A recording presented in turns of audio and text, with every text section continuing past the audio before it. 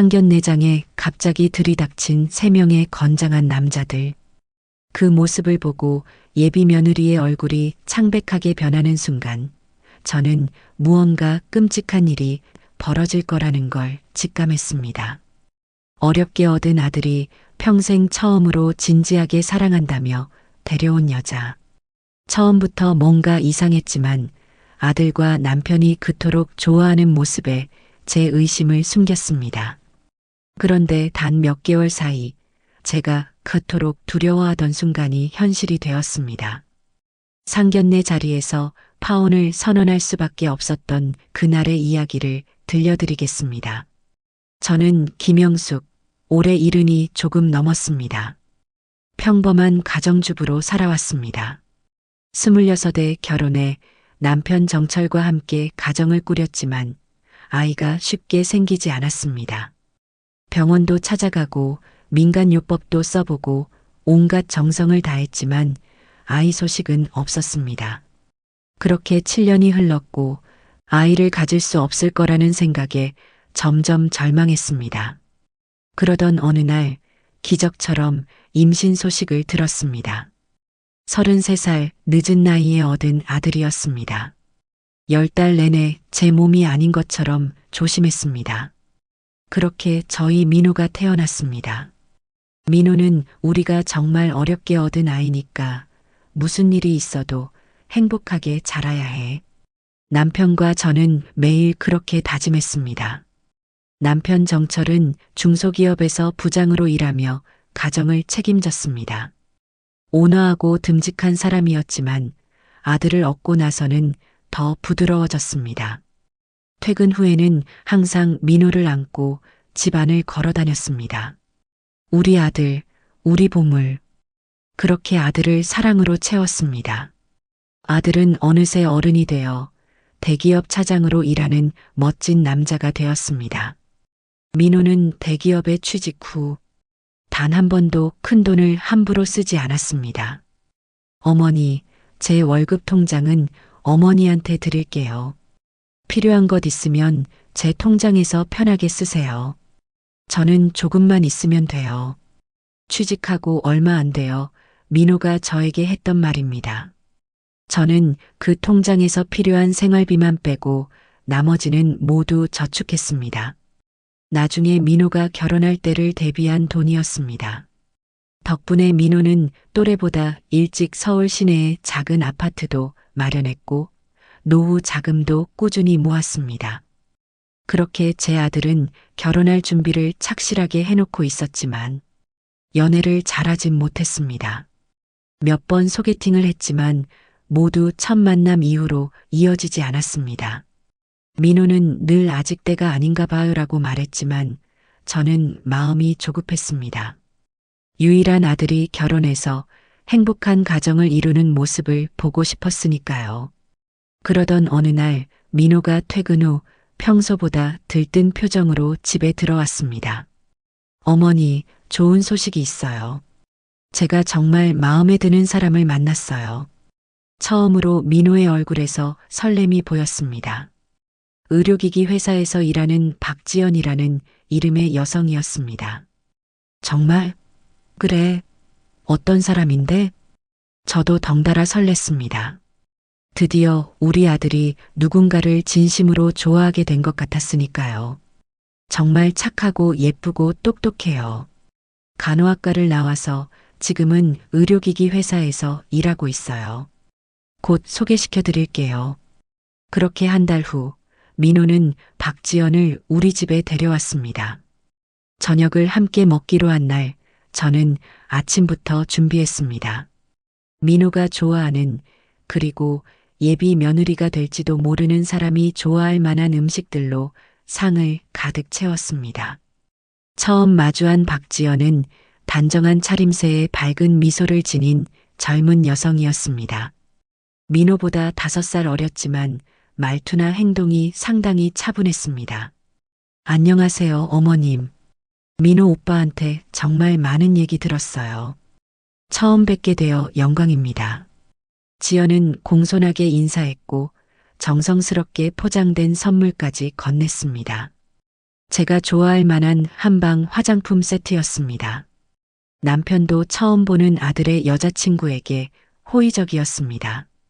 우리 아들보다 훨씬 좋은 여자구먼. 저녁 식사 중에는 지연의 직장 이야기, 가족 이야기, 그리고 민호와 어떻게 만났는지에 대한 이야기가 오갔습니다. 지연은 서울의 유명 대학교 간호학과를 나와서 병원에서 일하다가 지금은 의료기기 회사로 옮겼다고 했습니다. 대화는 부드럽게 흘러갔지만 저는 설명할 수 없는 위화감을 느꼈습니다. 웃는 얼굴 뒤에 무언가 숨겨진 느낌, 말투에서 느껴지는 미묘한 불일치, 눈빛에서 느껴지는 어떤 계산적인 기운. 그 모든 것을 구체적으로 설명할 수는 없었지만 어머니의 본능이었을까요? 뭔가 마음에 걸렸습니다. 하지만 아들과 남편은 전혀 그런 느낌을 받지 못한 듯 했습니다. 오히려 민호는 지연이 자리를 비운 사이 제게 속삭였습니다. 어머니, 어때요? 정말 좋은 사람이죠? 너무나 행복해 보이는 아들의 표정에 저는 제 의심을 말하지 못했습니다. 그저 미소로 답했습니다. 그래, 좋은 사람 같구나. 그날 이후로 지연은 자주 우리 집에 놀러 왔습니다. 점점 가족처럼 편안해졌고 특히 남편은 지연을 무척 아꼈습니다. 식사 자리에서는 항상 지연의 이야기에 웃음을 터뜨리고 심지어는 우리 지연이가라며 친딸처럼 대했습니다. 민호도 확실히 달라졌습니다. 항상 검소하고 계획적이던 아이가 지연을 위해 선물을 사고 고급 레스토랑에 데이트를 나갔습니다. 처음에는 그저 연애를 시작해서 그런가 보다 했지만 시간이 지날수록 민호의 소비 패턴이 급격히 바뀌는 것이 느껴졌습니다. 그렇게 석 달 정도가 지났을 때 민호가 저녁 식사 자리에서 갑자기 결혼 이야기를 꺼냈습니다. 어머니, 아버지, 저 지연이와 결혼하고 싶어요. 남편은 바로 환호했습니다. 오, 그래. 정말 잘된 일이구만. 저는 조금 놀랐습니다. 만난 지 석 달 만에 결혼 이야기라니. 평소 신중하던 민호가 너무 서두르는 것 같았습니다.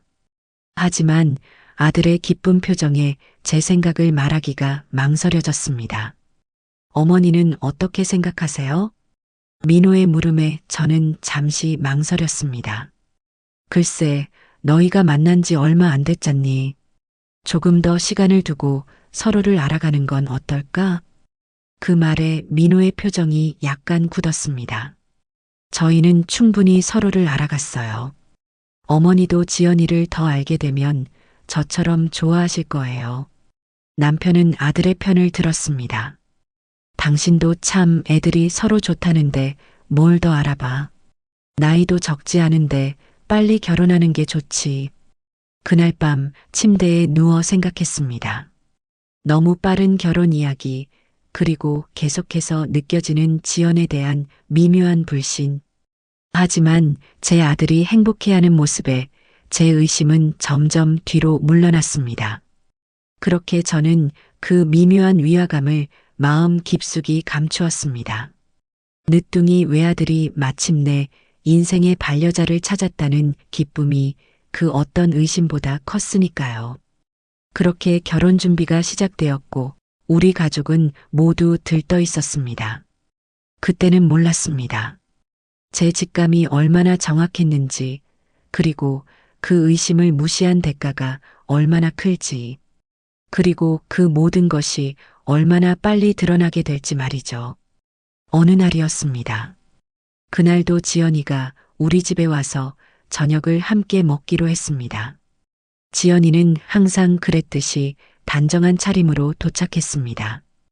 음식을 준비하는 내내 곁에서 도와주겠다며 부엌에 함께 있었습니다. 그렇게 둘이 있는 시간 자연스럽게 대화가 이어졌습니다.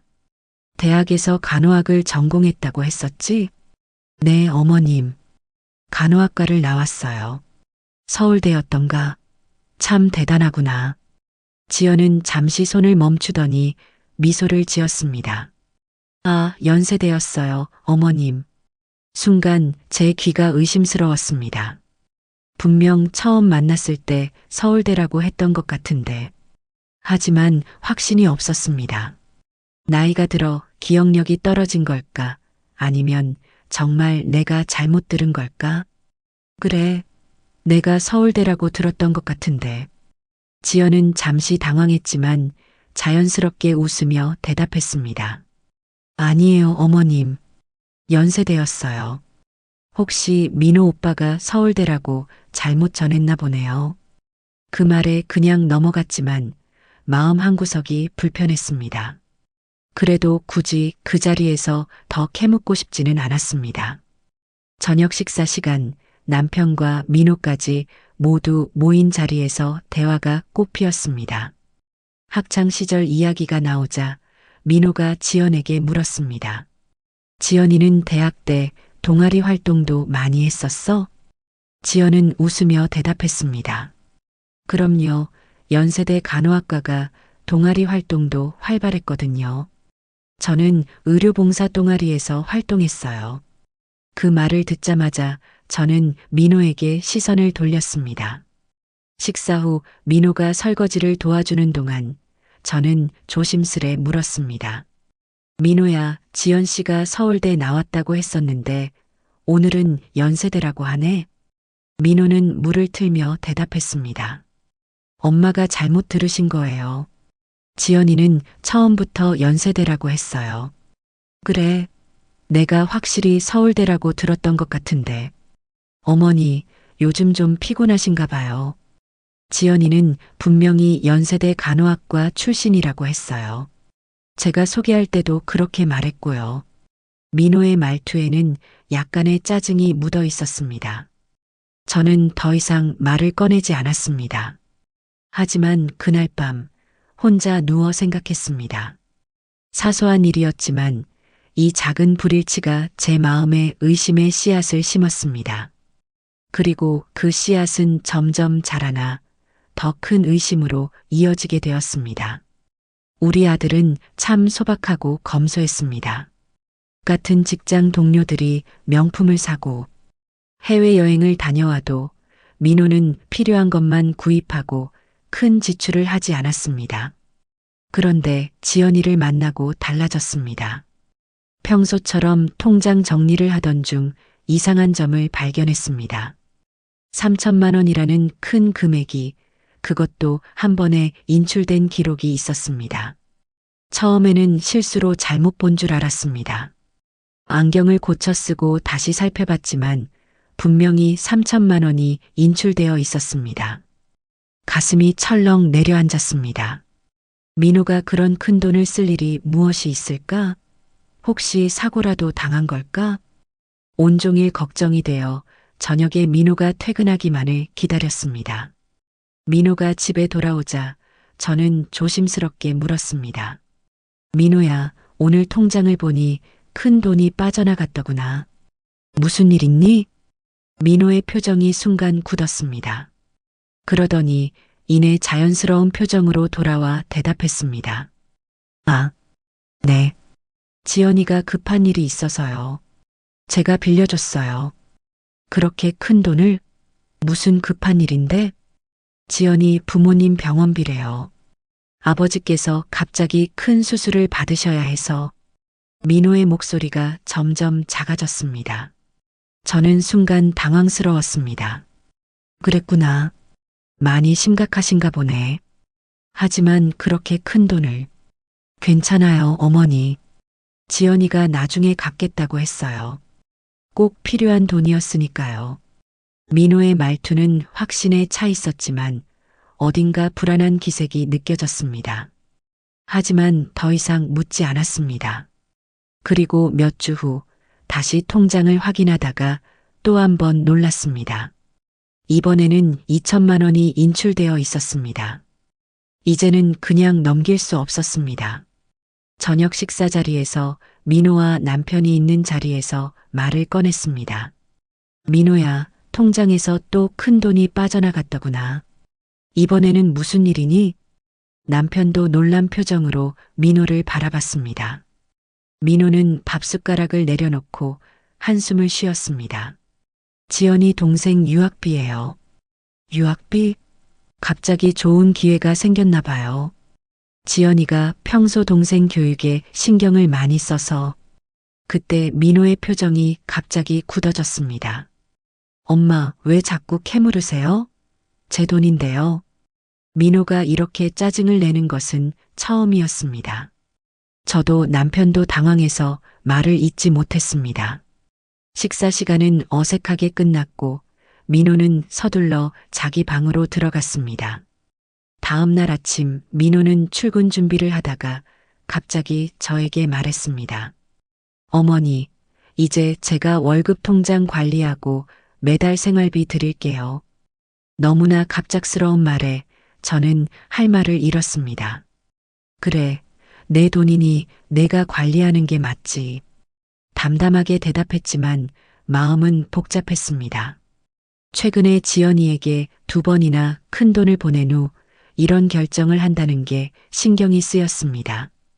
민호가 출근한 후 남편과 이야기를 나눴습니다. 여보, 민호가 왜 갑자기 통장을 가져갔을까요? 지연이 때문인 것 같은데. 남편은 대수롭지 않게 대답했습니다. 아이가 이제 다 컸으니 자기 돈은 자기가 관리하고 싶은 거지. 너무 걱정하지 마. 하지만 저는 쉽게 마음이 놓이지 않았습니다. 5천만 원이라는 큰 돈이 한 달 사이에 인출되었고 그 돈이 모두 지연에게 간 것이었습니다. 그날부터 지연에 대한 의심이 더욱 커졌습니다. 하지만 증거도 없이 의심만 할 수는 없었습니다. 그저 시간이 지나면 모든 것이 밝혀지기를 바랄 뿐이었습니다. 민호와 지연의 관계가 진지해지면서 우리 집에서 가족 식사 자리가 자주 마련되었습니다. 그런데 식사 자리에서 저만 느끼는 지연이의 이상한 행동이 있었습니다. 어느 날 저녁 식사 도중 지연의 휴대폰이 울렸습니다. 지연은 휴대폰 화면을 보자마자 표정이 굳었습니다. 잠시만요. 꼭 받아야 하는 전화라서요. 그렇게 말하고 밖으로 나갔습니다. 통화 시간이 10분 정도 지났을까 지연이 돌아왔습니다. 얼굴은 창백했고 분명 밝게 웃으려 노력했지만 눈빛만은 불안해 보였습니다. 죄송해요. 회사 일이었어요. 남편과 민호는 아무렇지 않게 받아들였습니다. 오히려 민호는 지연이가 일을 정말 열심히 해오라며 자랑스러워했습니다. 하지만 저는 왠지 모를 위화감을 느꼈습니다. 얼마 지나지 않아 또 비슷한 상황이 벌어졌습니다. 이번에는 지연이가 저희 집 화장실로 들어가 통화했습니다. 저는 물을 가지러 부엌으로 가는 길에 우연히 화장실 앞을 지나가게 되었습니다. 그때였습니다. 조용히 닫힌 화장실 문 너머로 지연의 작은 목소리가 들려왔습니다. 이번 주까지만 기다려주세요. 정말 죄송해요. 잘 들리지 않았지만 무언가 다급한 목소리였습니다. 화장실에서 나온 지연은 이전과 마찬가지로 창백한 표정이었습니다. 애써 웃으며 식탁으로 돌아왔지만 그 이후로는 거의 말을 하지 않았습니다. 괜찮아요? 무슨 일 있어요? 민호가 걱정스럽게 물었습니다. 아니에요. 그냥 회사 일이 좀 복잡해서 곧 해결될 거예요. 저는 그 순간 확신했습니다. 뭔가 숨기고 있다는 것을. 저녁 식사가 끝나고 민호가 지연을 데려다 주러 나간 사이 남편에게 이야기를 꺼냈습니다. 여보, 지연이가 전화 올 때마다 표정이 굳고 불안해 보이는 거 못 봤어요? 남편은 고개를 저었습니다. 뭐가? 난 전혀 못 봤는데. 당신 너무 예민한 거 아니야? 아니에요. 몇 번 계속됐어요. 남편은 한숨을 쉬었습니다. 그냥 회사 일일 수도 있잖아. 자꾸 지연이를 의심하면 민호한테도 안 좋아. 남편도 민호도 눈치채지 못하는 이 상황이 답답했습니다. 그 후 여러 날을 고민했습니다. 학교 이력의 불일치, 통장에서 빠져나간 거액의 돈, 그리고 반복되는 수상한 전화들. 이대로 넘어가기에는 너무나 많은 의심의 증거가 쌓였습니다. 밤마다 잠을 설쳤습니다. 아들의 행복을 방해하는 엄마가 될까 두려웠지만 그보다 더 큰 실수를 하게 두는 것이 더 무서웠습니다. 결국 진지하게 대화를 나누기로 결심했습니다. 가족이 모두 모이는 저녁 식사 시간을 택했습니다. 저는 숨을 깊게 들이마시고 조심스럽게 입을 열었습니다. 민호야, 여보, 오해하지 말고 들어. 지연이에 대해 좀 걱정되는 부분이 있어서 이야기하고 싶어. 순간 식탁의 분위기가 얼어붙었습니다. 민호와 남편의 눈빛이 바뀌는 것을 느꼈지만 이미 시작한 이야기를 멈출 수는 없었습니다. 학교 이야기도 처음엔 서울대라더니 나중엔 연세대라고 했고 갑자기 큰 돈을 여러 번 필요로 하는 것도 이상하고 말을 이어가는 동안 민호의 표정이 점점 굳어갔습니다. 남편도 불편한 기색이 역력했지만 제가 오랫동안 쌓아온 걱정을 모두 꺼내야 했습니다. 무엇보다 식사할 때마다 전화가 오면 표정이 굳고 자리를 피해 통화하는 모습이 걱정돼. 혹시 어려운 상황에 처한 건 아닐까? 잠시 침묵이 흘렀습니다. 숨을 고르고 마지막 말을 덧붙였습니다. 결혼은 인생의 중요한 결정이니 조금 더 신중하게 생각해 보는 건 어떨까? 기대했던 것보다 민호의 반응은 격렬했습니다. 테이블을 손으로 가볍게 내리치며 말했습니다. 엄마, 도대체 왜 그러세요? 지연이가 뭘 잘못했다고 자꾸 의심하세요? 제가 무엇인가 대답하기도 전에 남편까지 가세했습니다. 당신 요즘 이상해. 민호가 결혼하길 바랄 땐 언제고. 아들한테 막상 여자가 생기니까 질투하는 거 아니야? 남편의 말에 가슴이 찔렸습니다. 질투라니. 제가 염려하는 마음이 그렇게 비춰졌던 걸까요? 어머니, 지연이는 정말 좋은 사람이에요. 엄마가 자꾸 그러시니까 지연이도 위축될 거예요.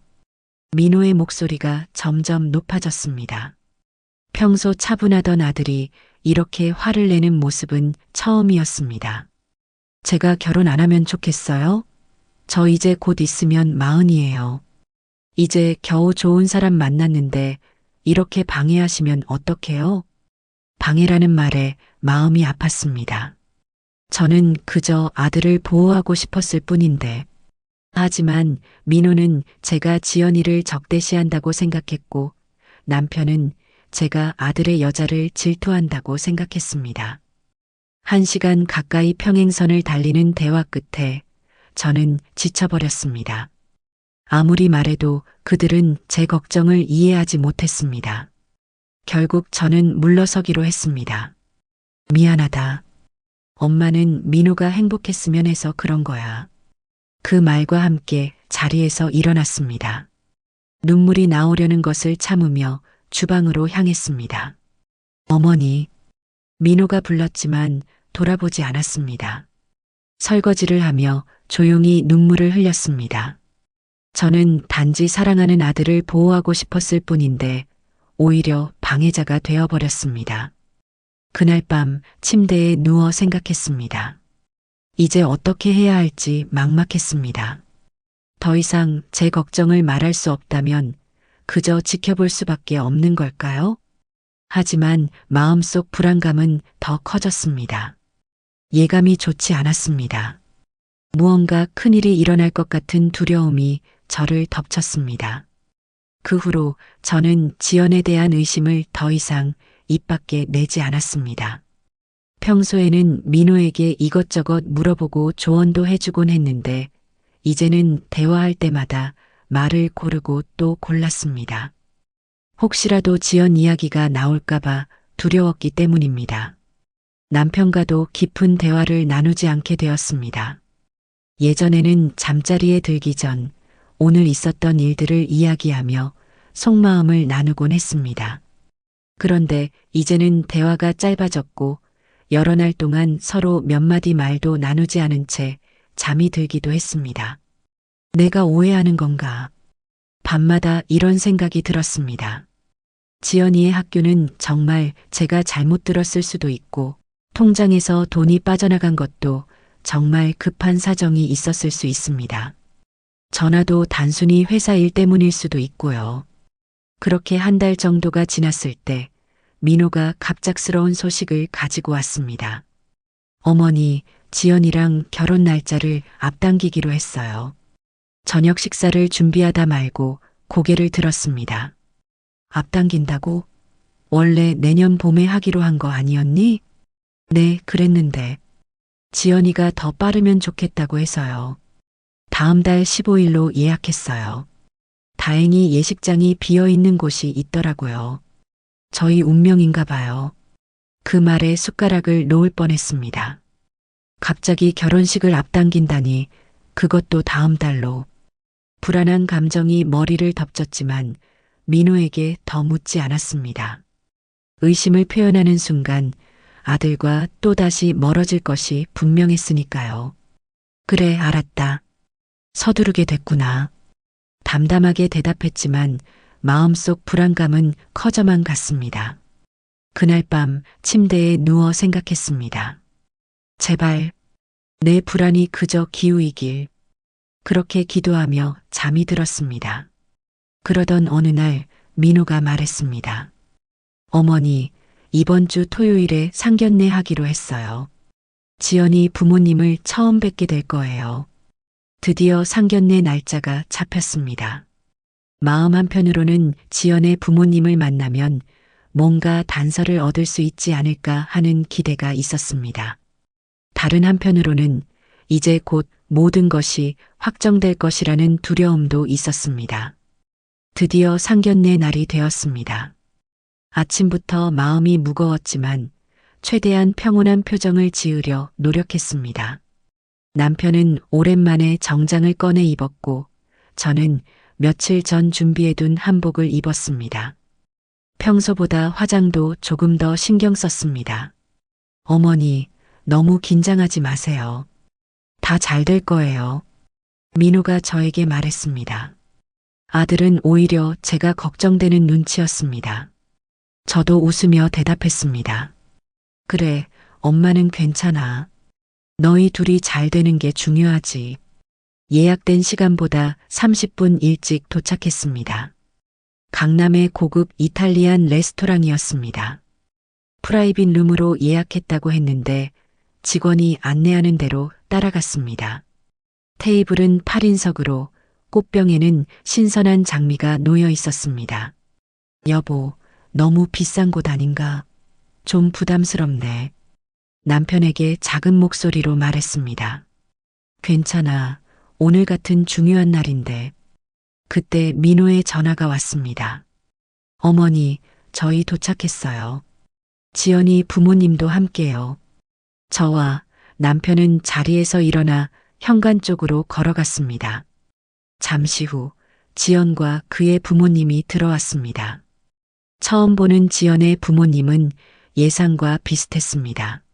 아버지는 단정한 정장 차림의 회사원 느낌이었고 어머니는 품위 있는 옷차림의 전업주부처럼 보였습니다. 안녕하세요. 처음 뵙겠습니다. 저는 박지연의 아버지 박상민입니다.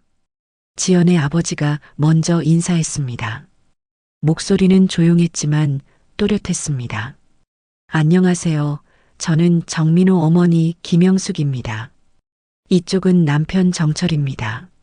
저와 남편도 인사했습니다. 지연의 어머니도 고개를 숙여 인사했습니다. 저는 지연이 어머니 이미경입니다. 오늘 이렇게 만나게 되어 기쁩니다. 모두 다 예의 바르게 인사를 나눈 후 테이블에 앉았습니다. 초반에는 어색한 침묵이 흘렀습니다. 누구도 먼저 말을 꺼내기 어려웠던 것 같습니다. 결국 남편이 먼저 입을 열었습니다. 박 사장님은 어떤 일을 하고 계신지요? 아, 저는 사장은 아니고요. 강남에 있는 기업에서 회계팀장으로 일하고 있습니다. 지연의 아버지가 겸손하게 대답했습니다. 회계팀장이라. 지연이 서울 강남에서 자란 것은 사실인 것 같았습니다. 그렇군요. 중요한 자리시네요. 저는 작년에 은퇴했습니다. 중소기업 부장으로 일했죠. 남편이 대화를 이어갔습니다. 두 남자는 공통점을 찾은 듯 회사 이야기로 대화가 조금씩 풀렸습니다. 음식이 나오기 시작했고 분위기도 조금씩 부드러워졌습니다. 지연의 어머니가 저에게 말을 걸었습니다. 아드님이 정말 훌륭하시네요. 지연이가 늘 민호 이야기만 해요. 감사합니다. 지연이도 정말 단정하고 예의 발라요. 제 입에서 나온 말이었지만 여전히 마음 한구석에는 의심이 남아 있었습니다. 하지만 지연의 부모님을 보니 그들이 딸을 진심으로 믿고 있다는 것이 느껴졌습니다. 만약 지연이 정말 문제가 있는 사람이라면 부모님도 조금은 알고 있지 않을까요? 와인이 한 잔씩 돌고 메인 요리가 나왔을 때쯤 대화는 더욱 자연스러워졌습니다. 지연의 아버지가 민호를 바라보며 진심 어린 목소리로 말했습니다. 민호 군, 우리 딸이 당신을 만난 후로 정말 행복해 보여요. 예전에는 일만 하고 집에 잘 안 들어왔는데 요즘은 자주 집에 와서 결혼 준비 이야기를 해요. 그 말을 들으니 제 마음이 조금 누그러졌습니다. 지연이 부모님과도 소통하며 결혼 준비를 한다는 것은 긍정적인 신호 같았습니다. 저희 민호도 지연이를 만나고 많이 달라졌어요. 전에는 일만 하더니 요즘은 웃는 모습도 많아지고 제가 대답했습니다. 비록 내심 걱정되는 부분이 있었지만 이 자리에서는 좋은 이야기만 하고 싶었습니다. 식사가 거의 끝나갈 무렵 지연의 아버지가 잔에 와인을 채우며 진지한 표정으로 말했습니다. 두 사람이 앞으로 잘 살 수 있도록 우리도 도와줍시다. 부모로서 해줄 수 있는 건 다 해주고 싶네요. 그 말에 저도 고개를 끄덕였습니다. 처음 만났을 때의 어색함은 거의 사라지고 이제는 같은 배를 탄 동료처럼 느껴졌습니다. 그들도 자식의 행복을 바라는 부모일 뿐이었습니다. 그래요. 아이들이 행복하게 살 수 있도록 우리가 힘이 되어 줍시다. 제 마음의 경계심이 조금씩 풀어지고 있었습니다. 지연의 부모님은 진실된 모습으로 딸을 믿고 있었고 민호와 지연의 결합을 진심으로 축복하는 것 같았습니다. 어쩌면 제 의심이 정말 기우였을지도 모른다는 생각이 들었습니다. 디저트가 나왔고 모두 이야기를 나누며 웃고 있었습니다. 처음으로 마음이 편안해지는 순간이었습니다. 하지만 그 평화로운 시간은 오래가지 못했습니다. 갑자기 프라이빗 룸의 문이 열렸습니다. 레스토랑 직원인가 싶었는데 문 앞에 3명의 건장한 남자들이 서 있었습니다. 모두 검은색 정장을 입고 있었지만 그들의 눈빛과 태도에서 레스토랑 직원이 아니라는 것을 즉시 알 수 있었습니다. 순간적으로 식탁의 모든 대화가 멈췄습니다. 남자들은 우리 테이블을 훑어보다가 지연에게 시선을 고정했습니다. 박지연 씨, 거기 계셨군요. 잠깐 얘기 좀 하시죠. 맨 앞에 선 남자가 지연을 향해 말했습니다. 그 순간 지연의 얼굴이 창백하게 변했습니다. 마치 모든 피가 빠져나간 것처럼 하얗게 질려버렸습니다. 손에 든 디저트 포크가 떨어질 듯 흔들렸습니다. 지연의 부모님은 당황한 표정으로 딸을 바라봤고 민호와 제 남편은 거의 동시에 자리에서 일어났습니다. 누구세요? 여기가 어디라고 이러시는 거예요? 민호가 단호한 목소리로 물었습니다. 남편도 옆에서 같은 표정으로 남자들을 노려봤습니다. 이곳은 가족 모임 자리인데 무례하게 들어오시면 안 됩니다. 나가주시겠어요?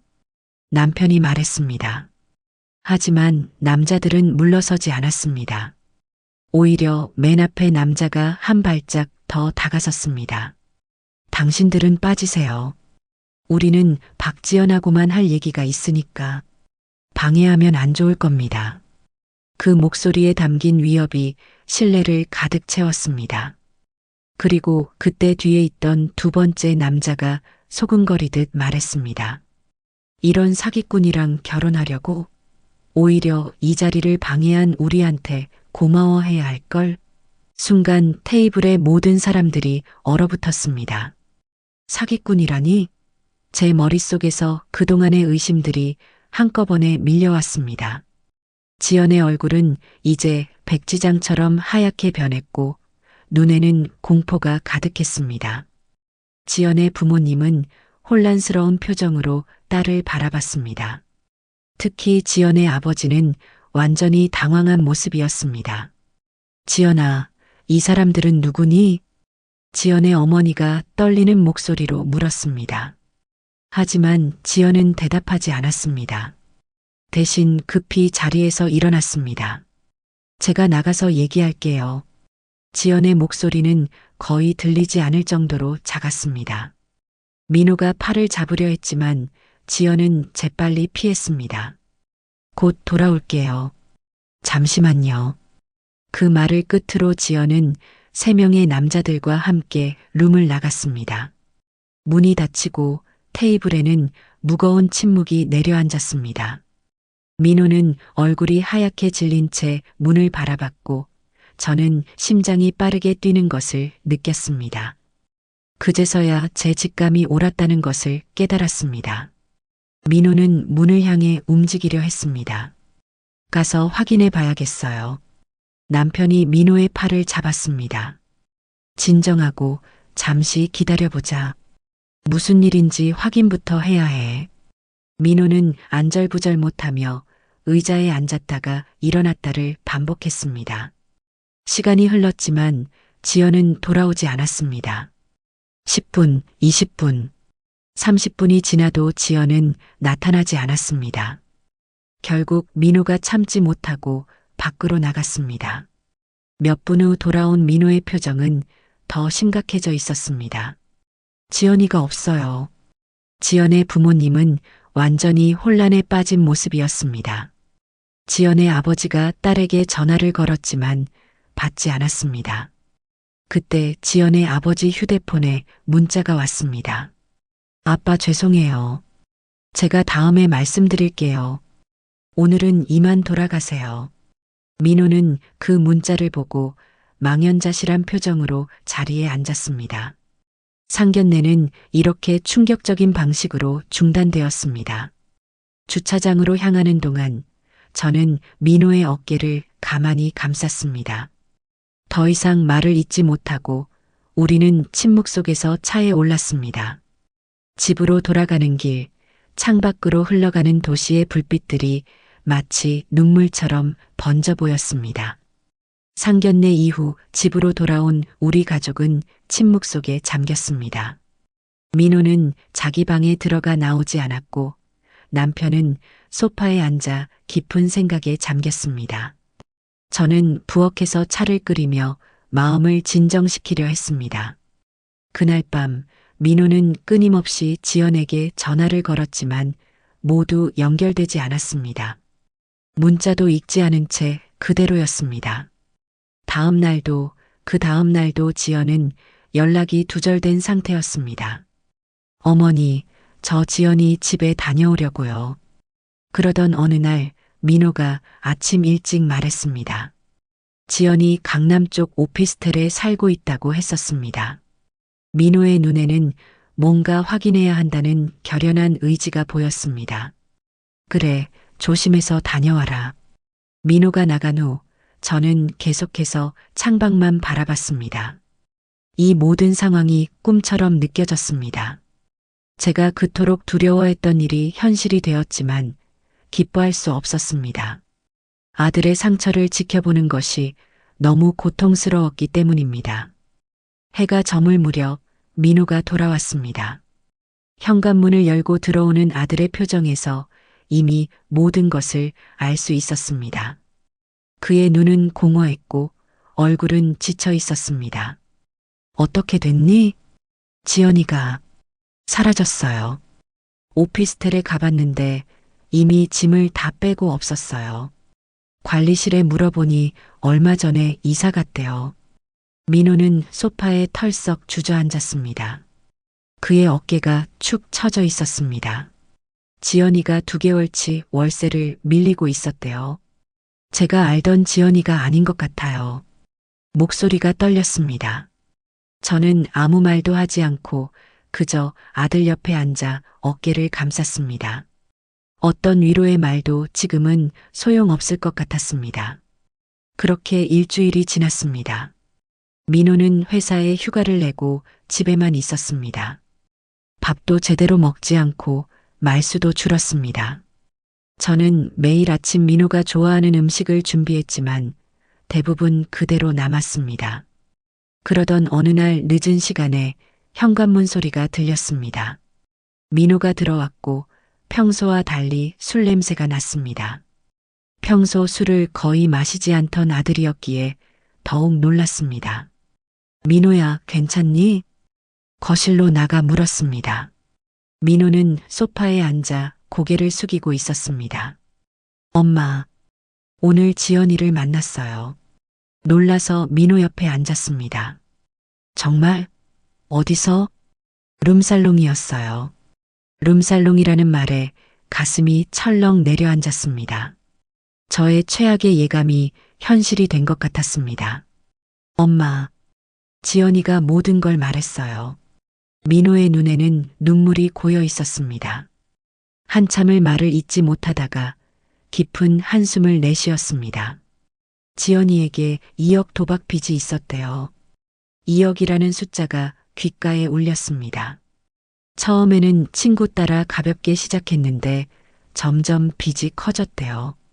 그러다 조폭들에게 빚을 지게 되었고 민호의 목소리가 떨렸습니다. 룸살롱에서 일하면서 빚을 갚으려 했대요. 하지만 이자가 너무 커서 원금도 못 건드렸대요. 제 마음은 무거워졌습니다. 그래서 돈 많은 남자 만나 한 번에 빚을 갚으려고 생각했대요. 그게 저였던 거죠. 민호의 눈에서 눈물이 흘러내렸습니다. 70평생 살아오며 아들이 이렇게 우는 모습은 처음 봤습니다. 엄마 말이 맞았어요. 내가 왜 그때 엄마 말을 안 들었을까? 민호의 말에 가슴이 아팠습니다. 제가 옳았다는 사실이 기쁘지 않았습니다. 차라리 제가 오해했더라면 아들이 이렇게 상처받지 않았을 텐데. 미안해요, 엄마. 엄마 말을 무시하고 오히려 화내고 그리고 5천만 원이나. 저는 민호를 꼭 안아주었습니다. 괜찮아, 민호야. 돈은 다시 벌면 돼.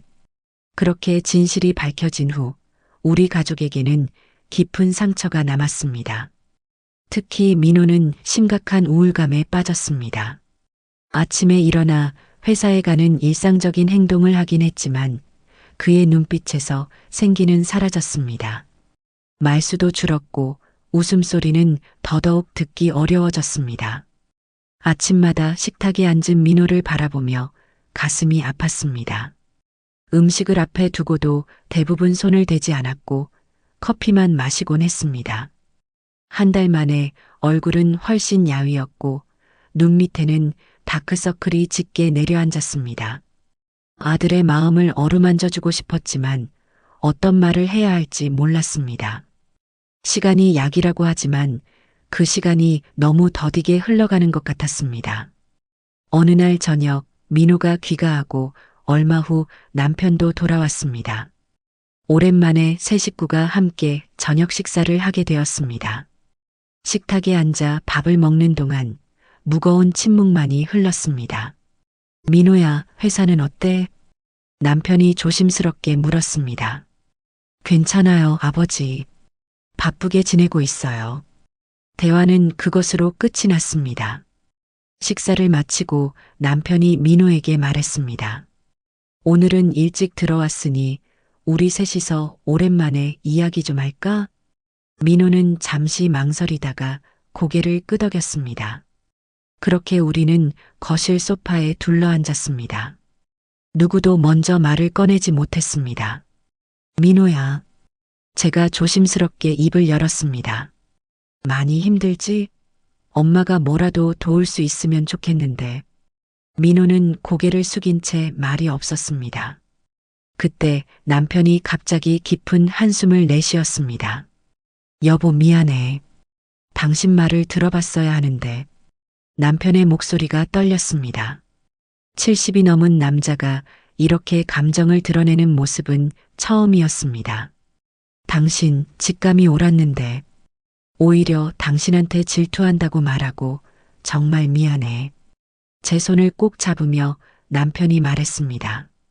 저는 그저 고개를 끄덕였습니다. 이제 와서 누구를 탓하고 싶지 않았습니다. 아버지, 그건 아버지 잘못이 아니에요. 민호가 말했습니다. 지금 생각해보면 모든 징후가 있었는데 돈을 요구할 때마다 핑계가 달랐고 전화 통화도 항상 자리를 피해서 하고 제가 왜 그걸 몰랐을까요? 사랑은 사람을 눈멀게 하기도 한단다. 민호야. 제가 말했습니다. 죄송해요, 어머니, 아버지. 제가 철없이 행동해서. 민호의 눈에 눈물이 고였습니다. 괜찮아, 민호야. 저는 민호의 손을 꼭 잡았습니다. 그리고 남편은 민호의 어깨를 토닥였습니다. 그렇게 우리 가족은 경제적 타격과 정신적 상처를 안고 하루하루를 보냈습니다. 하지만 언제나 그렇듯 시간이 흐르면서 우리 가족에게도 변화가 찾아왔습니다. 반년 정도 지났을 무렵 민호는 거의 예전의 모습을 되찾았습니다. 회사에서도 성과를 인정받아 승진 이야기도 나오기 시작했고 주말에는 친구들과 만나기도 했습니다. 가끔 돌아오는 길에 작은 선물을 사오기도 했습니다. 저녁 식사 후 함께 차를 마시며 대화하는 시간이 늘었고 주말에는 셋이 함께 근처 공원을 산책하기도 했습니다. 무엇보다 달라진 점은 가족 간의 신뢰였습니다. 이제는 서로의 생각에 귀 기울이고 존중하는 모습이 자연스러워졌습니다. 특히 남편은 제 의견을 묻고 존중하는 태도가 눈에 띄게 달라졌습니다. 그렇게 우리 가족은 큰 시련을 겪었지만 그 과정에서 더욱 단단해졌습니다. 시간은 모든 상처를 치유한다고 하지만 정확히 말하자면 시간과 함께 흐르는 가족의 사랑이 상처를 치유하는 것 같습니다. 우리 가족의 회복은 그렇게 조금씩 하지만 확실하게 이루어졌습니다.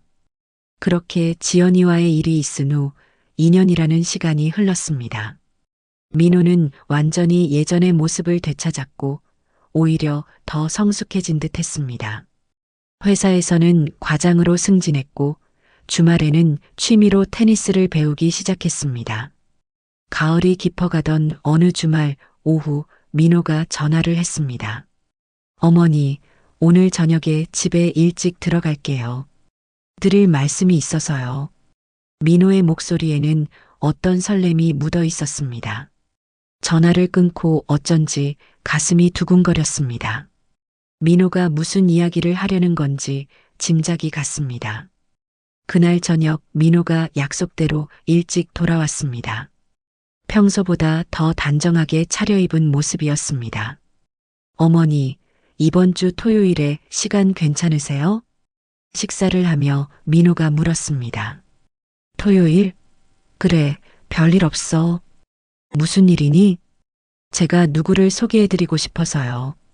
민호의 얼굴이 살짝 상기되었습니다. 남편과 저는 눈을 마주치며 미소를 교환했습니다. 그래, 누군데?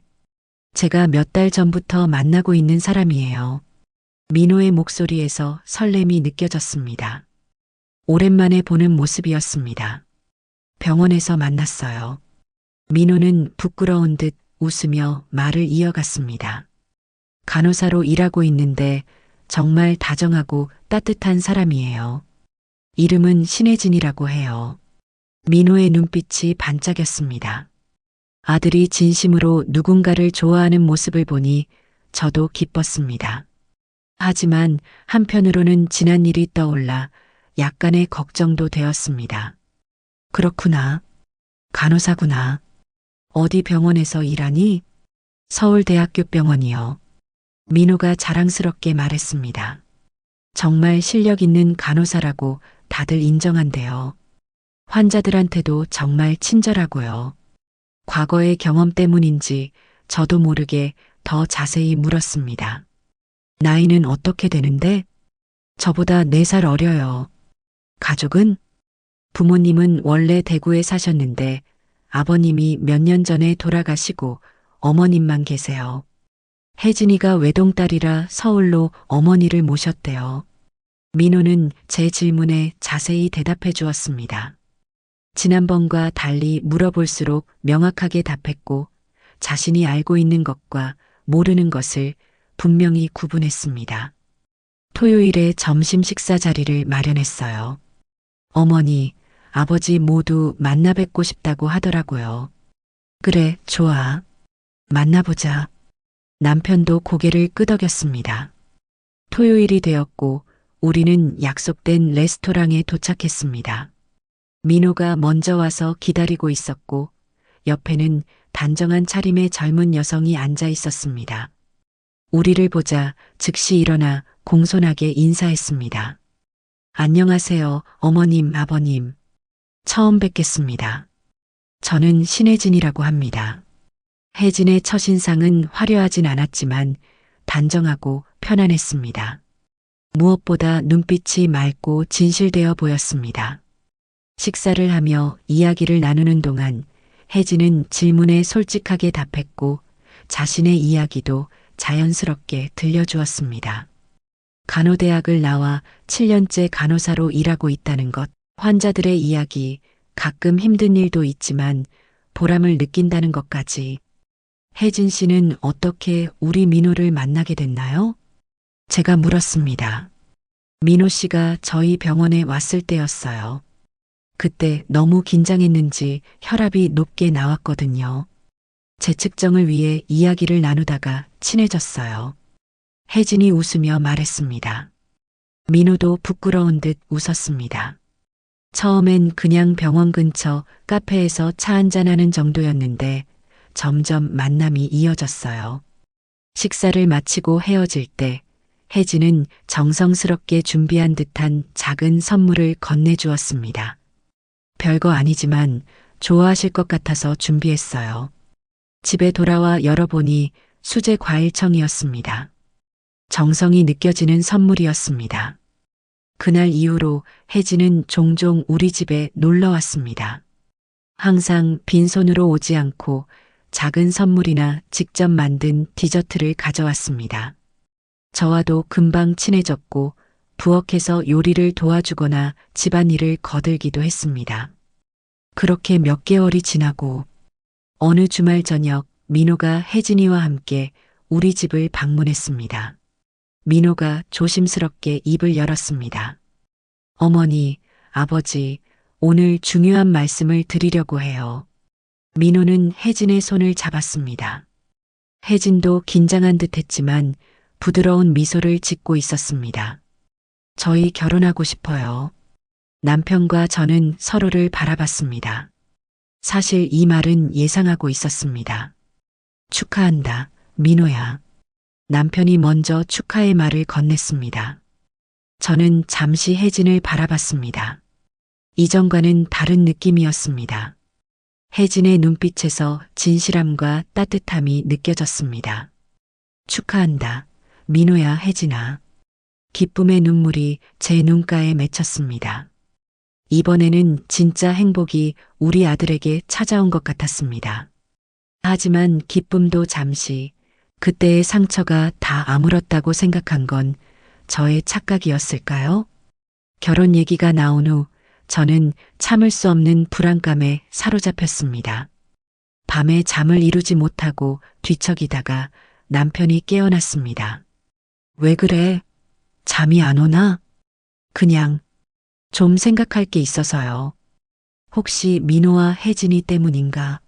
남편은 저를 잘 알고 있었습니다. 네. 이번에는 정말 괜찮은 것 같은데도 자꾸 불안해요. 예전 일 때문에. 이해해. 하지만 이번에는 달라 보이잖아. 혜진이는 정말 괜찮은 아이 같아. 그래요. 저도 그렇게 느끼는데. 잘 모르겠어요. 제가 왜 이러는지. 다음 날 저는 큰 결심을 했습니다.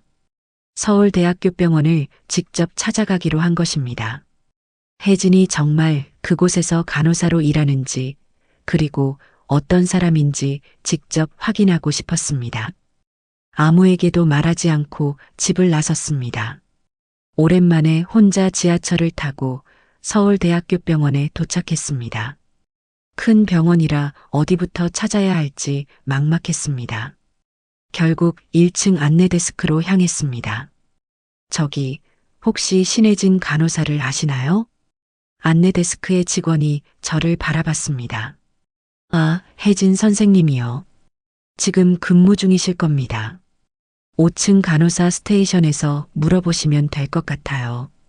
혜진이 정말 이 병원에서 일하고 있었습니다. 5층으로 올라가는 엘리베이터를 탔습니다. 마음속 불안이 조금씩 가라앉았지만 여전히 직접 확인하고 싶었습니다. 5층에 도착했습니다. 복도 끝에 간호사 스테이션이 보였고 몇 명의 간호사들이 바쁘게 움직이고 있었습니다. 멀리서 지켜보니 흰 유니폼을 입은 간호사들 중에 혜진으로 보이는 사람이 있었습니다. 그녀는 차트를 확인하며 다른 의료진과 이야기를 나누고 있었습니다. 가까이 다가가려는데 갑자기 제 앞에 민호가 나타났습니다. 어머니, 여기서 뭐 하세요? 너무 놀라 말문이 막혔습니다. 민호의 얼굴에는 당혹감이 가득했습니다. 아, 나는 그냥 말을 더듬는 사이 혜진이 발견하고 다가왔습니다. 어머님? 혜진도 놀란 표정이었습니다. 순간 너무 창피하고 부끄러워 어찌할 바를 몰랐습니다. 지나가다가 너무나 어색한 변명이었습니다. 민호의 표정이 굳어졌습니다. 어머니, 혹시 혜진이를 확인하러 오신 거예요? 민호의 목소리에는 실망감이 묻어 있었습니다. 그 순간 제 자신이 너무 부끄러웠습니다. 신뢰하지 못하고 몰래 조사하러 온 것이 들통난 것이었으니까요. 민호야, 미안해. 엄마가 잘못했어. 고개를 숙였습니다. 이럴 수가. 결국 과거의 상처가 저를 이렇게 의심 많은 사람으로 만들어버린 것이었습니다. 그때 예상치 못한 반응이 돌아왔습니다. 혜진이 제 손을 살며시 잡아주었습니다. 어머님, 괜찮아요. 저라도 그럴 수 있었을 거예요. 혜진의 목소리는 따뜻했습니다. 놀라서 고개를 들어보니 화가 아닌 이해의 눈빛이 그녀의 눈에서 빛나고 있었습니다. 민호 오빠한테 모든 이야기 들었어요. 예전에 있었던 일도 다 알고 있어요. 혜진의 말에 더욱 놀랐습니다. 민호가 지영과의 일을 혜진에게 이야기했다니. 어머님, 걱정 많으셨죠? 이해해요. 제가 어머님 믿음을 얻을 때까지 천천히 지켜봐 주세요. 혜진의 말에 눈시울이 뜨거워졌습니다. 이런 반응은 예상하지 못했습니다. 미안해, 혜진아. 내가 너무. 아니에요, 어머님. 아들을 생각하는 마음이 얼마나 큰지 알 수 있어요. 저도 그런 어머니를 두고 싶었거든요. 혜진은 미소 지으며 말했습니다. 저도 처음이라 서툴지만 민호 오빠도 어머님도 행복하게 해드리고 싶어요. 시간이 좀 걸리더라도 저를 믿어주세요. 그 순간 저는 혜진이 진심으로 우리 가족의 일원이 되고 싶어 한다는 것을 느꼈습니다. 그리고 민호가 왜 그녀를 선택했는지도 이해할 수 있었습니다. 그렇게 마음의 안정을 얻고 병원을 나서는데 혜진이 저에게 작은 메모를 건넸습니다. 어머님, 이건 제 개인 연락처와 근무 일정이에요. 언제든지 궁금한 점이 있으시면 연락 주세요. 그리고 언제든지 병원에 오셔도 괜찮아요. 저는 숨길 게 없으니까요. 메모를 받으며 혜진의 눈을 바라봤습니다. 그 눈에서 진실함과 따뜻함을 느꼈습니다. 그날 이후로 저는 혜진을 바라보는 시선이 달라졌습니다. 더 이상 의심의 눈빛이 아니라 새로운 가족으로 맞이할 준비가 되었다는 느낌이 들었습니다. 그리고 혜진이 보여준 이해심과 따뜻함은 제 마음속 얼음을 서서히 녹여주고 있었습니다. 민호와 혜진의 관계는 점점 깊어졌고 저는 혜진을 더 자주 만나게 되었습니다. 처음의 어색함은 사라지고 서로에 대한 믿음이 조금씩 쌓여갔습니다. 혜진은 종종 저에게 전화를 걸어 안부를 물었고 가끔은 병원 근처에서 만나 함께 차를 마시기도 했습니다. 그렇게 시간이 흘러 민호와 혜진이의 결혼식 날이 밝았습니다.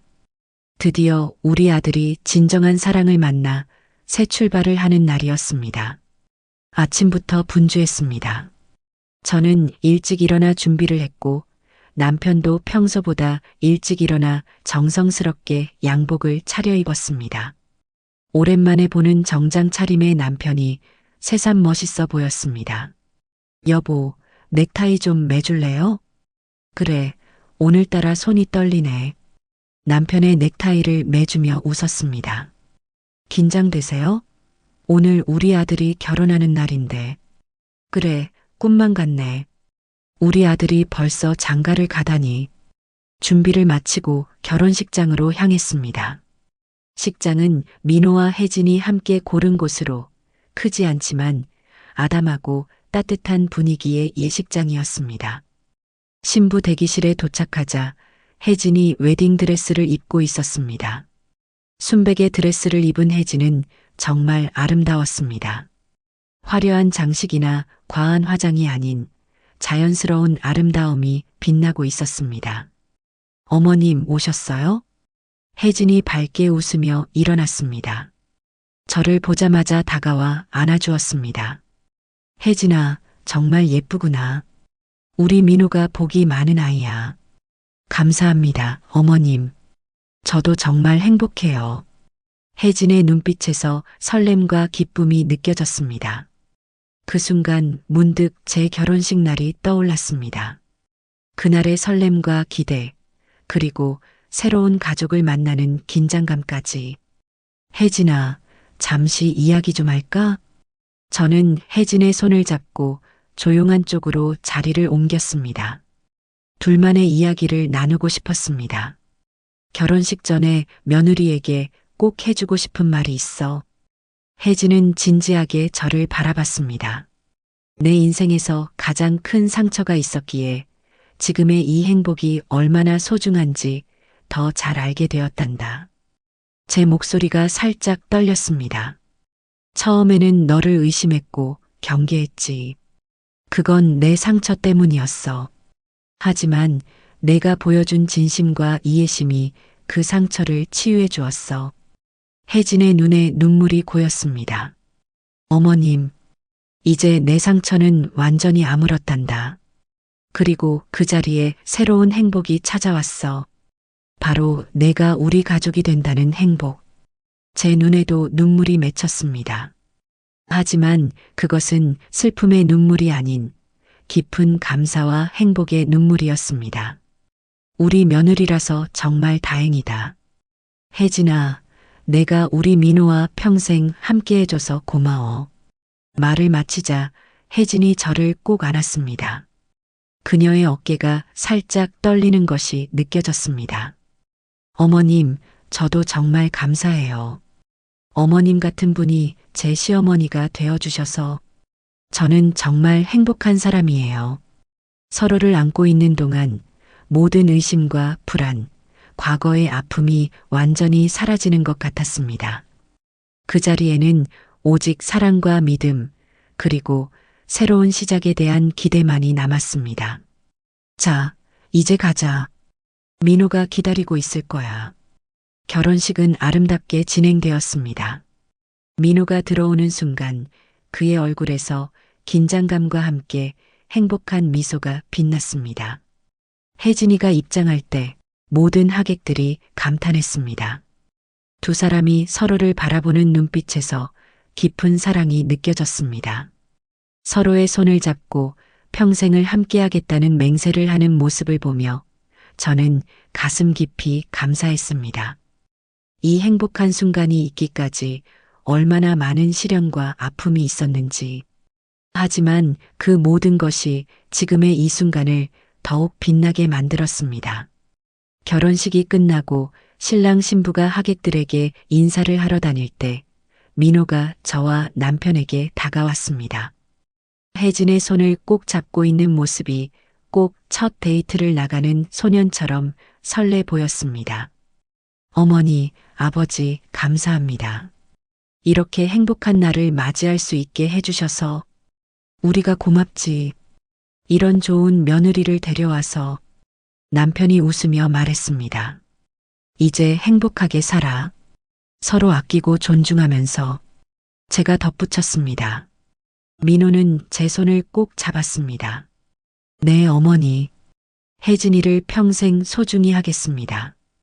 민호의 눈빛에서 확신과 감사함이 느껴졌습니다. 결혼식이 끝나고 집으로 돌아오는 길, 남편과 저는 조용히 손을 잡고 걸었습니다. 여보, 오늘 정말 행복했어요. 그래, 나도 그래. 마침내 우리 아들이 진정한 행복을 찾은 것 같아 기쁘구나. 인생이란 참 묘한 것 같아요. 그 상처가 없었다면 오늘의 이 행복도 없었을지 모르잖아요. 남편은 제 손을 더 꼭 잡아주었습니다.